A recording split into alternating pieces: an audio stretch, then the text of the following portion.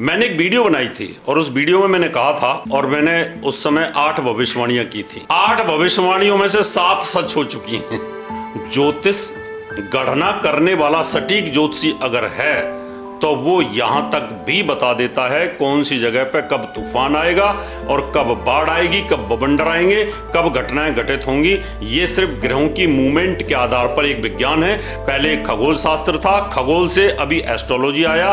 Astrology सबकी जड़ है। तो ये जो आजकल हम देख रहे हैं कि आप लाल कपड़ा सिरहाने पर रखिए, मुट्ठी में चावल बांध के रख लीजिए, इंटरव्यू के लिए जा रहे हैं, या नींबू निचोड़ के नमक डाल के सोडा बना के पी लीजिए तो अच्छा होता है। देखिए, कुछ चीजें इसमें बहुत ज्यादा मिसगाइड करने वाली हैं, लेकिन ये सब ज्योतिष के नाम पर कलंक है, ज्योतिष के नाम पर पाखंड है। ज्योतिष जैसे दिव्य विज्ञान को ये लोग मजाक बनाते हैं, इससे कुछ होने वाला नहीं है। ऐसे 20-30 बच्चे आईएएस के इंटरव्यू में जो फेल होते थे, 2 बार फेल हो गए, तीसरी बार मैंने उनको आशीर्वाद दिया, मैंने उनको स्टोन पहनाया, उनको उपाय बताया, वो आईएएस क्लियर कर गए। स्वागत है आपका हमारे इस खास कार्यक्रम में। पॉडकास्ट की शुरुआत करेंगे। आज मेहमान बेहद खास है हमारे साथ, डॉक्टर एच.एस. रावत जी। परिचय के मोहताज नहीं है क्योंकि इन्हें हर कोई जानता है, लेकिन अगर आपको जानना ही है तो आपको बता दूं कि एच.एस. रावत जी जो हैं वो ज्योतिषाचार्य हैं और एक लेखक भी हैं, धर्मगुरु भी हैं और कई सम्मानों से सम्मानित भी हैं। कई जो नेशनल अवार्ड हैं वो इन्हें मिल चुके हैं और जो सबसे खास बात ये है कि 50 से ज़्यादा बार इन्हें लाइफ टाइम अचीवमेंट अवार्ड भी यहाँ पर मिल चुके हैं। कई टीवी डिबेट में वो शामिल होते हैं और सनातन धर्म के बारे में अपनी बातों को रखते हैं और लोग भी उनसे काफ़ी जुड़े हुए हैं। तो चलिए, एच.एस. रावत जी का बहुत बहुत स्वागत यहाँ पर हमारे इस पॉडकास्ट में। और सर, उम्मीद यही है कि आज का ये जो पॉडकास्ट रहेगा लोगों तक हमें संदेश पहुंचाने की कोशिश है और यही संदेश उन तक पहुंच पाए बहुत आसानी से। बिल्कुल। सभी दर्शकों को मेरा प्यार भरा नमस्कार। सर, सबसे पहले क्योंकि एस्ट्रोलॉजी को अगर आज हम समझ पाए हैं तो कहेंगे कि शायद वो 50% भी नहीं होगा। आज की जो जनरेशन है वो एस्ट्रोलॉजी में बिलीव करती है, उसको शायद बारीकी से समझने की भी कोशिश करती है। सबसे पहले मैं ये इस कार्यक्रम की शुरुआत करूँ, मैं चाहती हूँ कि आप ये बताइए कि एस्ट्रोलॉजी, अंक ज्योतिष और ये जो हस्तरेखा का जो ज्ञान है वो क्या अलग अलग हैं या फिर तीनों ही एक साथ आके जब मिलते हैं तो वो एक बराबर ही होते हैं?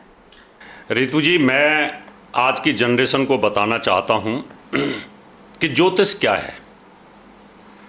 खगोल घटनाएं जो आपको दिखाई देती हैं अंतरिक्ष में जी, ग्रहों की गति जो चलती रहती है, इन ग्रहों की गति और ग्रहों की जो किरणें हैं, आप जो लाइट देखते हैं, ये लाइट, चंद्रमा की रात को रोशनी, सूर्य की दिन में रोशनी, इस रोशनी का हमारे जीवन पर क्या प्रभाव पड़ता है?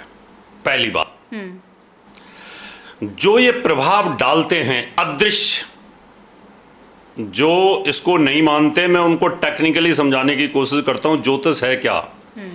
जो ऊपर से किरणें आ रही हैं, उन किरणों का संबंध हमारे शरीर के साथ होता है, हमारे दिमाग के साथ होता है और उनकी गति के आधार पर हमारी सोच बदलती है। उस कैलकुलेशन को ज्योतिष बोलते हैं। ठीक है। बच्चा 9 महीने पेट में रहता है, 9 महीने 9 ग्रह अपनी किरणों से, अपनी बारी बारी से, अपनी मूवमेंट के हिसाब से बच्चे को डेवलप करते हैं। जैसे एक मुर्गी अंडे को हीट देती है और अगर हीट ना दे तो बच्चा डेवलप नहीं होगा उसमें, उस हीट से बच्चा पैदा होता है। ऐसे ही माँ के गर्भ में जब बच्चा रहता है 9 महीने 9 दिन, तो ये ग्रहों की किरणें कितनी, कौन से ग्रह ने किरणें दी, ध्यान से सुनना, किस ग्रह ने कितनी स्पीड के साथ, कितनी वेलोसिटी से अपनी किरणें दी, कितनी हीट जिस ग्रह ने दी, उसके आधार पर उस बच्चे के पार्ट्स ऑफ बॉडी डेवलप होते हैं और वो एक ज्योतिषी को पता होता है। इसलिए हम कंसीव करने का गर्भाधान मुहूर्त देते हैं कि इस समय ग्रहों की गति बड़ी पावरफुल है, इस समय बच्चा कंसीव करिए। 9 महीने 9 दिन के बाद जब बच्चा बाहर आएगा, उस समय अच्छे लगन के अंदर बच्चा बाहर आएगा, तो उस समय जो अंतरिक्ष में ग्रह हैं उनका प्रभाव होता है। अगर इसका प्रभाव न होता और ज्योतिष नहीं होती, कुछ लोग इस पर कमेंट करते हैं तो 8 अप्रैल को एक बहुत बड़ा 100% सूर्य ग्रहण हुआ। जी जी। पूरे वर्ल्ड में हुआ अल्लड़ मचा। अमेरिका, कनाडा और ब्राज़ील, मैक्सिको, इन सब के आसपास वो था, यूरोप में भी था। मैंने एक वीडियो बनाई थी और उस वीडियो में मैंने कहा था, और मैंने उस समय 8 भविष्यवाणियां की थी। 8 भविष्यवाणियों में से 7 सच हो चुकी हैं। अब वो तो रिटन में है जी जी। और सब लोग कह रहे थे कि इसका कोई प्रभाव नहीं है, खगोलीय घटना, इसका आनंद लो। मैंने ये कहा था कि जिन देशों के ऊपर इसका इफेक्ट है उन देशों में त्राहे त्राहे मचेगी। और ब्राजील के अंदर बांध टूटा, बहुत बड़ी फ्लड आई, हजारों लाखों आदमी बेघर हो गए। दुबई के अंदर बाढ़ आई, आपने सबने देखा कितना बुरा हाल हुआ। मैंने कहा था किसी राष्ट्राध्यक्ष की मृत्यु होगी, एक्सीडेंटल। ईरान के जो राष्ट्रपति थे उनकी दुर्घटना में मृत्यु हुई। मैंने ये कहा था हवाई जहाज गिरेंगे, हवाई जहाज गिरे, हेलीकॉप्टर गिरे। मैंने ये कहा था कि उथल पुथल होने के योग बनते हैं बहुत भयंकर तरीके से, और उथल पुथल इस समय चल रही है। इसका मतलब ज्योतिष गणना करने वाला सटीक ज्योतिषी अगर है तो वो यहाँ तक भी बता देता है कौन सी जगह पे कब तूफान आएगा और कब बाढ़ आएगी, कब बवंडर आएंगे, कब घटनाएं घटित होंगी। ये सिर्फ ग्रहों की मूवमेंट के आधार पर एक विज्ञान है। पहले खगोल शास्त्र था, खगोल से अभी एस्ट्रोलॉजी आया। एस्ट्रोलॉजी सबकी जड़ है, एस्ट्रोलॉजी के एक पार्ट हैं। जैसे मेरा एक पूरा शरीर है, इसका एक पार्ट है हस्तरेखा, इसको पॉमिस्ट्री बोलते हैं।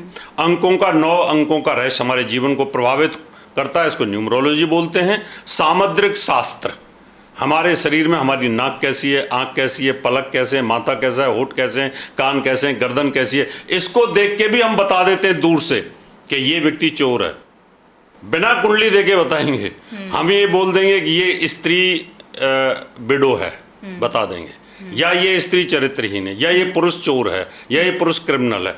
तो ये पार्ट है एस्ट्रोलॉजी के। ये बड़ा प्यारा साइंस है और वेदों का छठा अंग बोलते हैं इसको।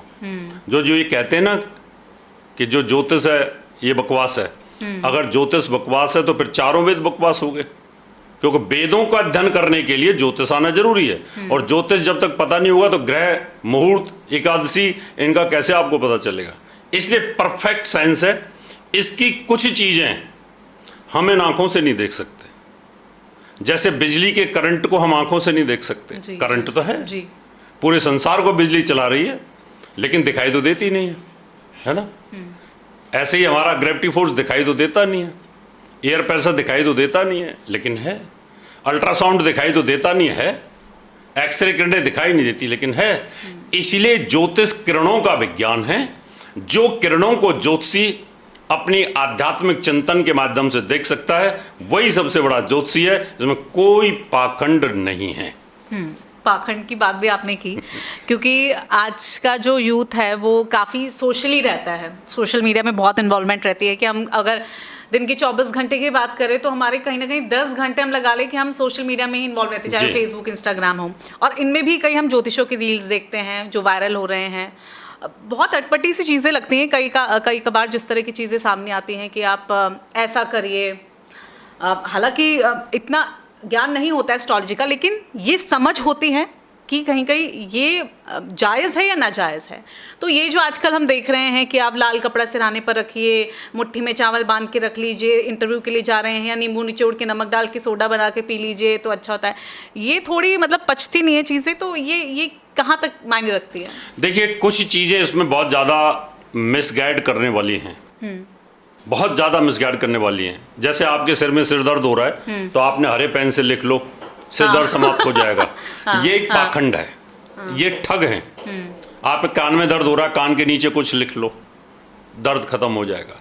आपका प्रेमी भाग गया है, आप प्रेमी का नाम लिखो और उसको उठा के फ्लश कर दो, वो वापस आ जाएगा।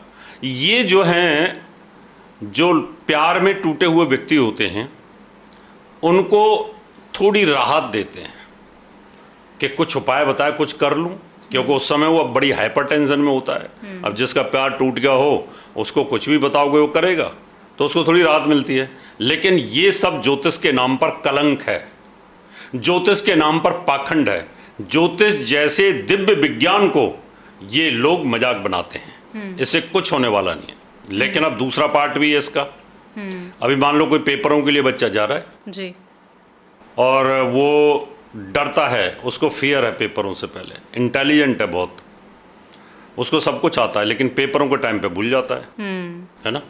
अब उसके मन को एकाग्र करना है। क्या करना है कि वो भूले ना और घबराए नहीं। तो उसको हम बोलते हैं बेटा हमें याद करना, अपने गुरु को याद करना कि गुरुजी मुझे आशीर्वाद दो, और दही और चीनी खा के जाना। हाँ। दही जो है मून को मजबूत करती है। अंदर दूध, दही, सफ़ेद चीज़ें ये चंद्रमा की कारक होती हैं। चंद्रमा मन का कारक है। चंद्रमा मन सो जाता, यानी आपने अगर दही खाई तो आपके मन में बेचैनी नहीं आएगी, तो मन कंसंट्रेट हुआ, हमें उसने याद किया, या हमने कोई तबीज डाल दिया उसको कि इस तबीज को ऐसे चूम लेना और बस फिर तुम्हारे ऊपर कोई बुरा साया नहीं होगा और तुम लिखते रहना। इसका मतलब हमने उसके ब्रेन को क्या किया, कंसंट्रेट कर दिया और वो फेयर को उसके को भगा दिया। तो ऐसी कुछ चीजें होती हैं जो हमने बोला अच्छा बेटा हम आशीर्वाद देंगे तुम्हें। ये छोटी मोटी बातें नहीं है। आईएएस के इंटरव्यू, ऐसे 20-30 बच्चे आईएएस के इंटरव्यू में जो फेल होते थे, 2 बार फेल हो गए, तीसरी बार मैंने उनको आशीर्वाद दिया, मैंने उनको स्टोन पहनाया, उनको उपाय बताया, वो आईएएस क्लियर कर गए। क्योंकि आईएएस की कुर्सी पे जाते वो डरते थे, वो सामने 5 आदमी को देख करके वो घबरा जाते थे। और मैं बोलता था कि तुम मुझे याद लेना गुरुजी, मुझे साथ देना, मुझे आशीर्वाद देना, और अपना ये जब घुसोगे तो ये लॉकेट छू करके जाना। तो वो फिर इंटरव्यू कॉन्फिडेंस के साथ देते थे। अच्छा, इसमें क्या हम ये चीज़ कहें कि कहते हैं ना कि आप पॉजिटिव माइंड से रहो तो अच्छा ही होगा। ये आपने अभी जैसे बात की रत्नों की, जेम्स की, स्टोन्स की, तो इसका भी इफेक्ट पड़ता है, या हम कहें कि नहीं अगर आप अच्छा सोच रहे हो तो अच्छा ही होगा, ये आपने पॉजिटिविटी उसे दी? इसमें रितु जी ऐसा होता है, खाली स्टोन पहनने से कुछ नहीं होगा। मेरे पास में ऊर्जा का भंडार है, क्योंकि मैं तप करता हूँ, मैं ध्यान करता हूँ, और मैं उसको बाहर देना भी जानता हूँ। मैंने कहा अच्छा रितु तुम टेंशन मत लेना बेटा, मेरा आशीर्वाद तुम्हारे साथ है। तो मेरा सैटेलाइट आपके सैटेलाइट के साथ लिंक हो गया है, कोडिंग कर दी मैंने। अब आप जब भी जाओगे आपके दिमाग में रहेगा कि मेरे साथ गुरुजी हैं, मेरे साथ गुरुजी हैं, मेरे साथ गुरुजी हैं, कुछ नहीं होगा। That means you are taking energy from my body, right. तो एनर्जी आप वहाँ से ले रही हैं।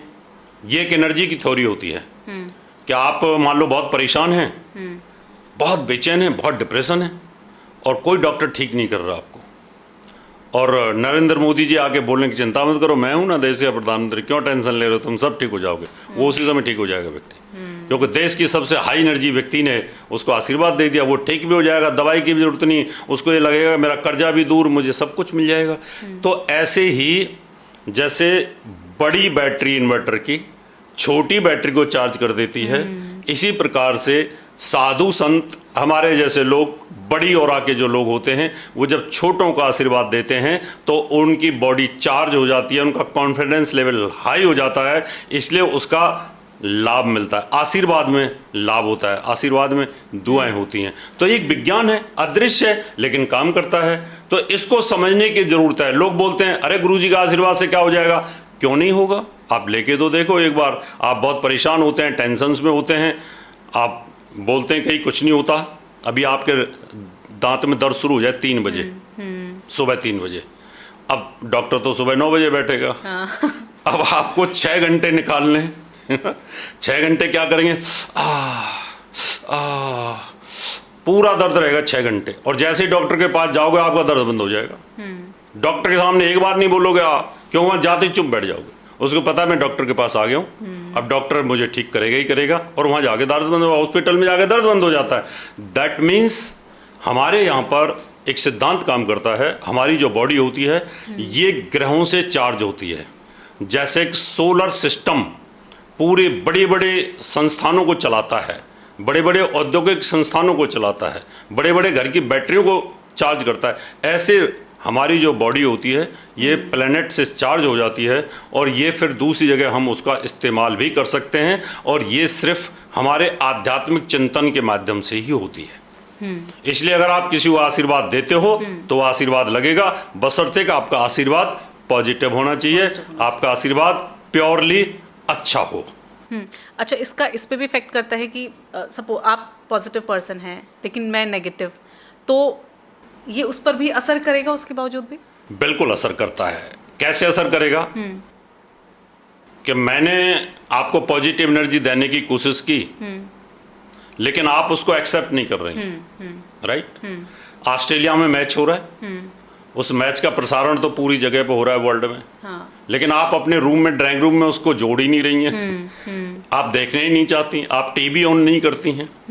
इसका मतलब आपके चारों तरफ वो मैच चल रहा है, लेकिन आप अपने टीवी में नहीं चलाती हैं। हाँ। इसका मतलब आपके दिमाग में तो है कि मैच चल रहा है, मैच देख लूं, लेकिन माँ बाप ने बोल रखा नहीं टीवी मत खोलना, ठीक है ना?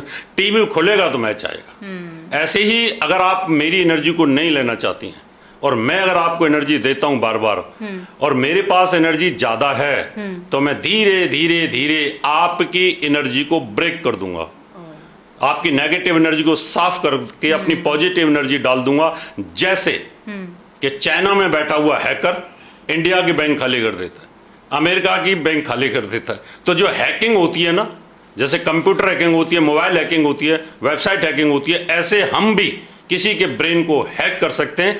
टाइम लगता है। पॉजिटिव एनर्जी दे दे के आप जितना मर्जी चाहो कि मुझे ज्योतिष नहीं करनी नहीं है, मुझे मानना नहीं है, और मैं ये सोचूं मुझे रीतू को मनवाना है, तो एक समय ऐसा आएगा, एक बार ट्राई करके देख लेती हूँ और फिर आप मान जाओगे। हाँ, ये इतना इन्वॉल्वमेंट रहता है। जी। अच्छा, आजकल जो हम एस्ट्रोलॉजी देख रहे हैं, स्तर बहुत नीचे गिरता हुआ दिख रहा है। आप जैसे लोग हैं जो शायद उस चीज़ को काटने की कोशिश कर रहे हैं, ख़त्म करने की कोशिश कर रहे हैं, लेकिन आप लोगों से डबल ऐसे ज़्यादा लोग हमें दिख रहे हैं जो शायद उस स्तर को गिरा रहे हैं या वो स्तर खोखला सा बन रहा है। तो ये कैसे कम होगा, ये लोग कैसे ख़त्म होंगे, और लोगों में चॉइसेस कैसे समझ में आएगी कि हाँ ये सही है ये गलत है, हम उसे कैसे कैलकुलेट कर पाएंगे? देखिए, प्रकृति के अंदर मनोरंजन बहुत बड़ा सिस्टम है। जो फिल्म स्टार हैं, इससे यंग जनरेशन इनके प्रचार से बड़ी प्रभावित होती है।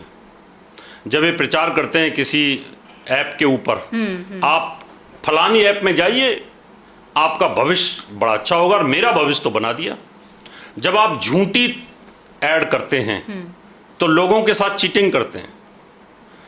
चीटर फिल्म स्टार है, चीटर वो है जो ऐड कर रहा है। उसकी पैसा लेने के कारण आम पब्लिक उस चीटर के झांसे में आती है और झांसे में आकर के उस ऐप पे जाती है। मैं परेशान हूं, मैं दुखी हूं, मेरे को बच्चा नहीं हो रहा। अब मैंने देखा भाई किसी एक फिल्म स्टार की ऐड, आप फलानी ऐप के ऊपर जाइए, वहां आपको बड़े से बड़े ज्योतिषी कल्याण करेंगे, और वहां बैठे हुए हैं चीटर, वहां भी चीटर बैठे हुए हैं, क्योंकि उनको ज्योतिष नहीं आती। वो कंप्यूटर खोल के बैठे होते हैं, अंधेरे में बैठे हैं, उनको कोई मतलब नहीं है। उन्होंने कुंडली देखी, हाँ आपका काम हो जाएगा, 5 लाख रुपए लगेगा। ये 5 लाख की चीटिंग हुई उस ऐड वाले के थ्रू। वो फिल्म स्टार अगर उसकी ऐड न करता, वो चीटर उसकी ऐड न करता, नकली ऐड की चैट न करता, तो वो जो 5 लाख का ठगा गया ज्योतिषी के माध्यम से, ठगा नहीं जाता। ये जितनी भी ऐप हैं, ये ज्योतिष की दुश्मन है। ये जितनी भी ऐप हैं, ये धर्म की दुश्मन है। जितने भी ऐपों के जो ऐड कर रहे हैं ये फिल्म स्टार, ये हमारे धर्म के दुश्मन हैं, ये ज्योतिष के दुश्मन हैं। और जो इन ऐपों के मालिक हैं, जिस प्रकार से ये ठगी कर रहे हैं, ये ज्योतिष के ऊपर बहुत बड़ा हमला है, और इस वजह से ज्योतिष का विनाश हो रहा है। बहुत सारे लोग हैं वहाँ पर ऐप के ऊपर बैठे हैं, आप न्यूमरोलॉजी के हिसाब से बताएंगे, आपका कुछ भी टैरो के हिसाब से बताएंगे, यानी जो नेचुरल जो हमारी ज्योतिष है वो ख़त्म हो रही है कहीं ना कहीं। और उसका जो आधार है वो 1% ज्योतिषी मार्केट में ऐसा है जो ऐपों पर नहीं बैठा। मुझे सारी ऐपों के कॉल आते हैं कि गुरुजी आप 5 लाख ले लो, 10 लाख ले लो, सिर्फ हमारी ऐप पे आप बैठ जाओ। मैं कहा नहीं, ज्ञान बिकता नहीं, मुझे बेचना नहीं है अपने आप को। बोले आप खाली फोटो लगवा दो अपनी, आप मत बैठो। इसका मतलब मेरी फोटो और मेरे ज्ञान को वो बेच करके फिर करोड़ों कमाएंगे और लोगों को चीट करेंगे। इसलिए मित्रों, ये जितनी भी ऐप के ऊपर एडवर्टाइज कर रहे हैं जो लोग, ये आपको ठगने के लिए कर रहे हैं। और जितने भी ऐप पर ये लोग बैठे हैं कि जो आपके लव को वापस ला देंगे, आपका प्रेमी भाग गया, वहाँ पर 90% प्रश्न इसी प्रकार के होते हैं, मेरा प्रेमी भाग गया कब तक आएगा। अब वो बेचैन है बेचारी, हर 2 घंटे में टैरो निकलवाती है, हर 2 घंटे में न्यूमरोलॉजी की पूछती है, अभी तक तो आया नहीं।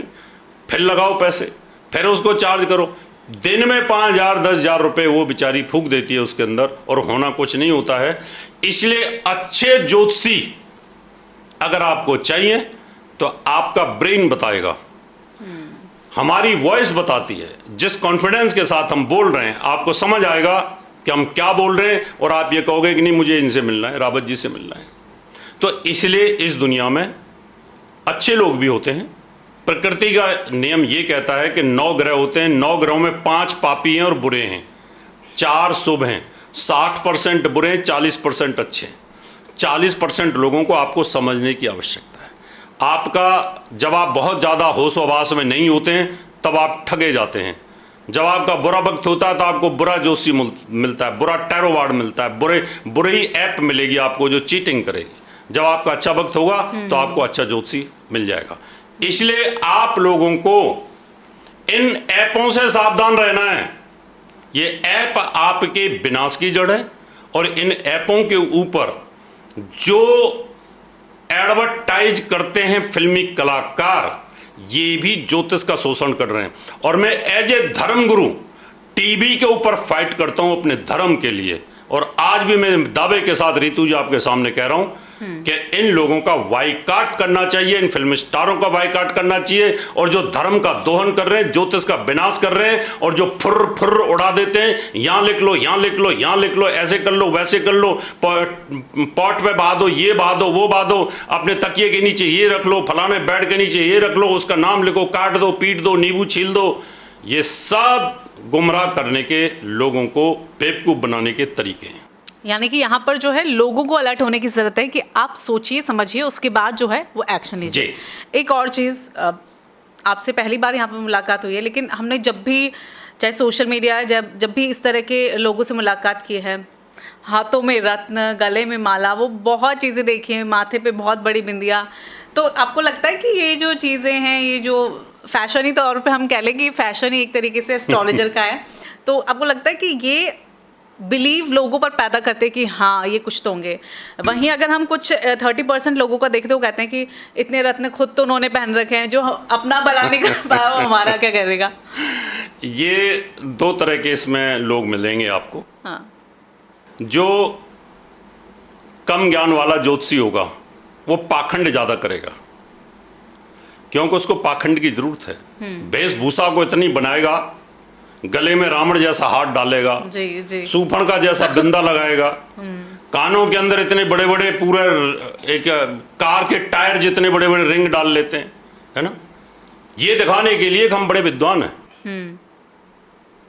कुछ लोग वेशभूषा, कलयुग में अशुभ वेशभूषा धरें, भक्षा भक्ष खाएं, यानी कलयुग के अंदर आप वेशभूषा ऐसी रख लो जैसे कि आप इंद्रदूत हो, तो लोग ना, परेशान आदमी ये सोचता है कि यार इसका तिलक, इसकी मालाएं, 5 किलो रुद्राक्ष, शंख रखा हुआ है ना, इतने तिलक लगे हुए हैं यहाँ से यहाँ तक, तो आदमी प्रभावित होता है। आप टीवी के ऊपर देखिए कितने भागवत कथाकार यहाँ से यहाँ तक उनका तिलक भरा होता है, पूरा पूरा, बिना तिलक के बैठा दो उनको, लंबे बाल ना हो, छोटे बाल कटवा के, दाढ़ी मुंह छटा करके बात करके देखो उनसे, उनकी टीआरपी 90% गिर जाएगी।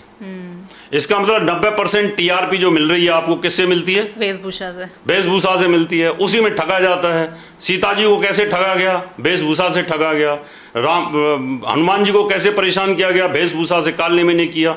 तो ये जो अशुभ वेशभूषा, जो वातावरण ऐसे बनाते हैं कि जैसे ये देवदूत हैं, उनसे सावधान रहने की जरूरत। जो जितना पाखंडी, जितने बड़े बड़े तिलक, जितनी बड़ी बड़ी मालाएं, उतना ही कम ज्ञानी रहेगा। इसे कहावत है ना, ऊंची दुकान फीके पकवान। इसलिए यहाँ सावधान रहने की जरूरत है। जिसको ज्ञान होगा ना, वो एक धोती में रह सकता है, एक धोती के अंदर रहेगा, और वो जमुना के किनारे झोंपड़ी में रहेगा, लोग वहाँ भी लाइन लगी रहेगी गाड़ियों की। और जिसको पाखंड करना है वो तो कनॉट प्लेस साउथ बम्बई में जाके बैठेगा, बड़ी बिल्डिंग लेगा, बड़ी गाड़ी में चलेगा, फिर लोगों को लगेगा ये बड़ा पैसे वाला ज्योतिषी है, इसके पास ज्ञान भी बड़ा ही होगा। लेकिन सच ये है कि आप भाव बड़े ऑफिस बड़ी गाड़ियों में ज्ञान नहीं होता है। ज्ञान सिर्फ ईश्वर की देन होती है। आप मेरे तो तिलक माला भी नहीं है, शायद तिलक तो मैं लगाता हूँ इसलिए कि तिलक बहुत ज़रूरी होता है कि जब हम बोलते हैं तो यहाँ पर हमारा ये गर्म हो जाता है। ये यहाँ पर सर्वर है हमारा, क्या है, जैसे मोबाइल है ना, इसमें भी सर्वर होता है जी। जब इसे ज़्यादा काम करते हो तो गर्म होना शुरू हो जाता है एक पॉइंट से। जी। तो इसलिए यहाँ तिलक लगाने का एक वैज्ञानिक कारण होता है। अगर आप तिलक लगाते हो तो आपको अच्छा मिलेगा, तो और बाकी आपकी जो वाणी है वो आपको बताएगी कि आपने कितना ज्ञान आप रखते हो। तो इसलिए लोगों को बचने की ज़रूरत है।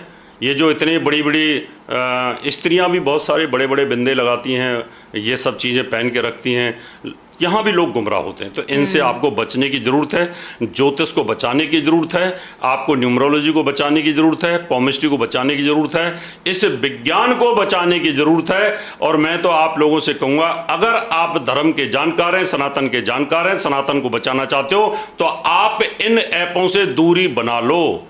आप सोच रहे हैं कि आपका खर्चा यहाँ से चलता है, लेकिन एक खर्चा नहीं है, ये एक पाप है धर्म के लिए। और अगर आपकी बात करें, आपका ये जो सफ़र था, शुरुआत थी, आप पॉलिटिकल साइंस से आई थिंक आप ग्रेजुएट हैं, तो इस तरफ आपका झुकाव कैसे हुआ? आज आप इस स्टेज पर हैं, कभी इस तरह का सोचा था, या ये हम कहें कि डेस्टिनी कि आपको एक पथ पर लेती गई और आप अपना कार्य करते गए? ऐसा होता है रितु जी इसके अंदर, जैसे विश्वामित्र जी थे, राजा थे, राजा जनक भी राजा ही थे, राजा दशरथ भी राजा ही थे, लेकिन धीरे धीरे वो ज्ञान के सागर में डूबते चले गए। राजा भर्तरी का नाम सुना हुआ, कलयुग की बात है, वो भी राजा ही थे। कोई राजा पूरे संसार के सिस्टम को जान लेता है कि पूरी दुनियादारी को समझ लिया, और समझने के बाद लगा कि कुछ नहीं है, इस संसार को चला कौन रहा है? भगवान। अब उस भगवान को ढूंढने के लिए जब निकलता है तो त्रिनेत्रोपण होता है, और ये ग्रह गति चेंज होती है। विश्वामित्र जी कितने बड़े ज्ञानी हो गए। वाल्मीकि जी पहले क्या थे? उन्होंने बुराई का अनुभव लिया, बाद में उनकी ग्रह गति चेंज हुई और वो बहुत बड़े ऋषि बन गए, तपस्वी बन गए। मैं राजनीति में था, लेकिन मैं अपने बारे में एक चीज़ बता देता हूँ।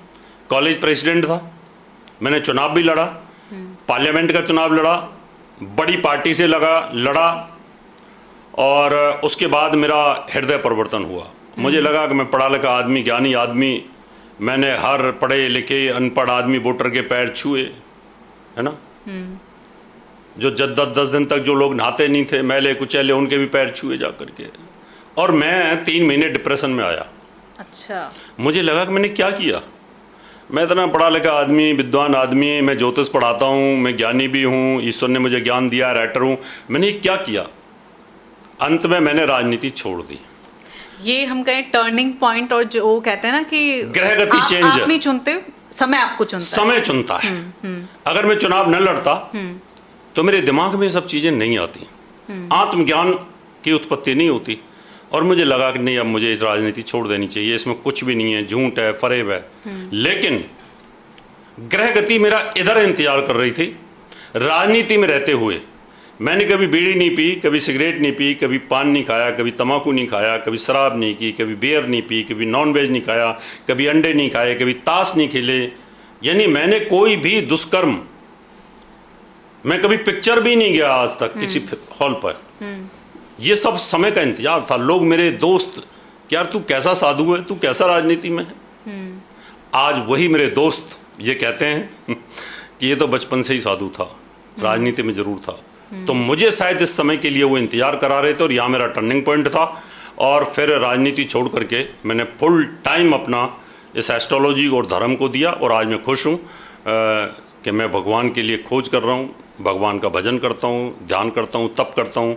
जितना मेरे से लोगों का भला हो सकता है, मैंने बहुत पिछले 30 सालों में भला किया। लाखों लोगों को मैंने फ्री कुंडलियाँ देखी हैं टीवी के माध्यम से, और वो मेरा बदस्तूर अभी भी जारी है। एक संक्षेप में, कभी ऐसा कोई किस्सा जुड़ा हुआ जब आपको लगा कि नहीं, शायद फिर से राजनीति में आना चाहिए, या फिर इस एस्ट्रोलॉजी में आके आपको लगा कि नहीं, जो हो रहा है शायद समाज की भलाई के लिए मैंने अच्छे कदम उठाए? मेरा रीतू जी उद्देश्य तो शुरू से यही की था। पहले उद्देश्य मेरा था कि मुझे देश का भला करना है, समाज का भला करना है, इसलिए मैं राजनीति में था। जब मुझे लगा कि मैं राजनीति में शायद उस मुकाम पर नहीं पहुंच सकता, पावर जो मुझे चाहिए वो नहीं मिलेगी, इसलिए मैंने अपना रास्ता पलट लिया और फिर मैं इस धर्म के क्षेत्र में आ गया। यहाँ पर मुझे पावर की ज़रूरत नहीं है, मुझे यहाँ ज्ञान की ज़रूरत है। और मैंने ज्ञान के माध्यम से लाखों लोगों को, लाखों यानी मैं ज्योतिष का पहला ऐसा व्यक्ति हूँ जिसने टीवी चैनल की दुनिया में पहले एपिसोड के साथ सिखाना शुरू किया, ज्योतिष की क्रांति पैदा की। जैसे बाबा रामदेव ने योग में क्रांति की थी, उन्हीं के पैरेलल हम दोनों एक साथ आस्था टीवी पे आए थे और उन्होंने उस योग में और मैंने ज्योतिष में। और आज मुझे खुशी है, आज पूरे वर्ल्ड में ज्योतिष का नाम आदर के साथ लिया जाता है। लेकिन ऐसे लोगों से सावधान रहना होगा जो छू मंतर और जो आपको बेवकूफ़ बनाने की कला में माहिर हो चुके हैं, पैसा कमाने के लिए, ठगने के लिए, वो पाप कर रहे हैं, उनसे बचना है। बिल्कुल। तो इस पूरे पॉडकास्ट में हमारी कोशिश यही थी कि आप लोगों तक सही जानकारी पहुंचे, क्योंकि आजकल जिस तरह से वायरल होने के लिए कुछ भी बोल दिया जाता है, ये सिर्फ वायरल होने के लिए नहीं है। ज्योतिष शास्त्र जो है वो बहुत बड़ी विद्या है और जिस तरह से हमें एच.एस. रावत जी ने बताया है उसको आप गौर से सुनिए, समझिए कि ज्योतिष शास्त्र क्या है। और जो छल कपट से आपके दिमाग से खेलने की कोशिश कर रहे हैं उसको बस समझ सकता है तो वो सिर्फ आप ही हैं। तो फिलहाल इस पॉडकास्ट में इतना ही। अगले एपिसोड में फिर मुलाकात होगी एच.एस. रावत जी से। बहुत बहुत धन्यवाद आपका।